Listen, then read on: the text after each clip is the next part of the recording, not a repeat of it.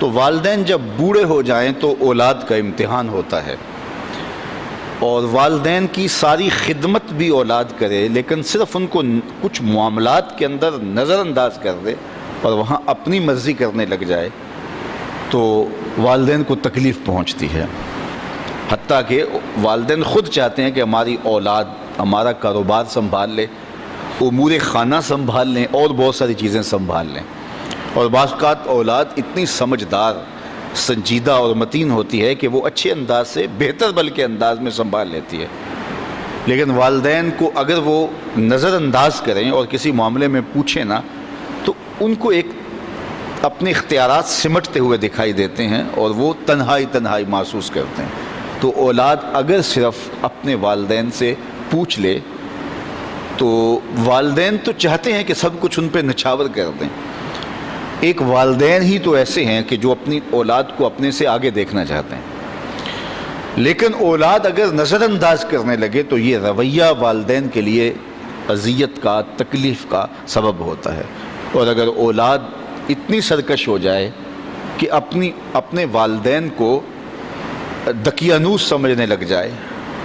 حالات سے بے خبر جاننے لگ جائے تو یہ والدین کے لیے اس سے بھی زیادہ تکلیف کا سبب ہے۔ اور اگر وہ والدین کو مداخلت بھی نہ کرنے دیں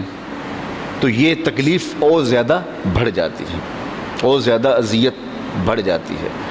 اللہ کے محبوب کی خدمت میں ایک شخص حاضر ہوا اور اس نے حضور کی بارگاہ میں شکایت کی،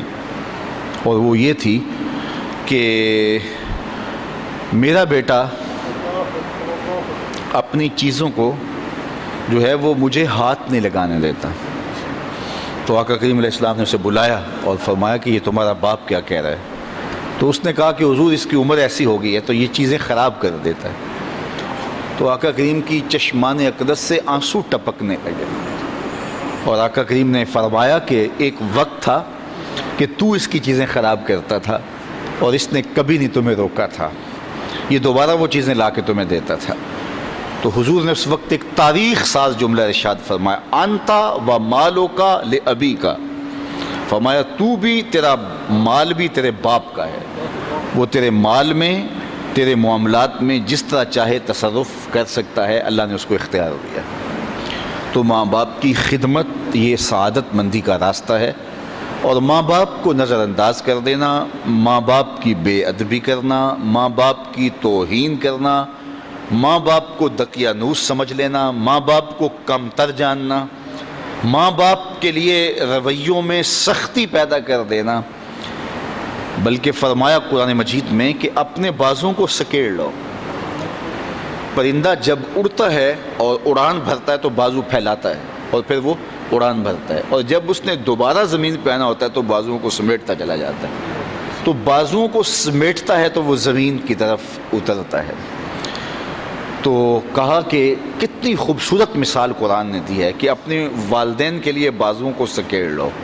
تم افسر ہو، تم مفتی شہر ہو، تم حاکم شہر ہو، تم بہت بڑے بزنس مین ہو، تم علامۃ الدہر ہو، تم صاحب تحقیق ہو، تم صاحب فتویٰ ہو، تم عقل و بینش کے امام ہو، تم بہت بڑے دانشور ہو، تم بہت بڑے ذہین فتین شخص ہو، تمہاری عظمتوں کا زمانہ لوہا مانتا ہے، دنیا کی دانش گاہوں میں تجھ سے لوگ دنیا گزارنے کے گر سیکھتے ہیں، لیکن جب تم اڑان بھرو تو اس وقت تم مفتی رہو، اس وقت تم فقیہ شہر بنو، اس وقت تم جو ہے وہ بہت کامیاب بزنس مین بن کے پرواز کرو، اس وقت تم بہت بڑے مانے ہوئے پروفیسر کہلاؤ، تم اپنے فن کے ڈاکٹر اور ماہر کہلاؤ، لیکن جب تم واپس اپنے باپ کی چوکھٹ پہ اپنی ماں کی بارگاہ میں آؤ تو بازو سکیڑ لو، اس وقت بیٹے بن کے آؤ۔ اس وقت تمہارے ساتھ جو مفتی کا ٹائٹل ہے، عالم کا ٹائٹل ہے، پروفیسر کا ٹائٹل ہے، ڈاکٹر کا ٹائٹل ہے، کامیاب بزنس مین کا ٹائٹل ہے، وزیر اور مشیر کا ٹائٹل ہے، وہ اتر جائیں بازو سکیڑ کے، تم ایک بیٹے بن کے ماں کی آگوش، ماں کی خدمت میں اور اس کے حضور اور باپ کے حضور بیٹھو، تو یہ ان کے لیے تسکین کا سبب ہے۔ اور اب جب دوبارہ اڑان بھرو گے تو اللہ تعالیٰ تمہیں اور زیادہ عزتوں سے نوازے گا۔ تو فرمایا کہ اپنے بازوؤں کو سکیڑ لو۔ اللہ اکبر، کتنی خوبصورت بات ارشاد فرمائی، اور فرمایا کہ ان کے سامنے ادب کا لحاظ رکھو، تلقین ادب کی، اف تک نہ کہو۔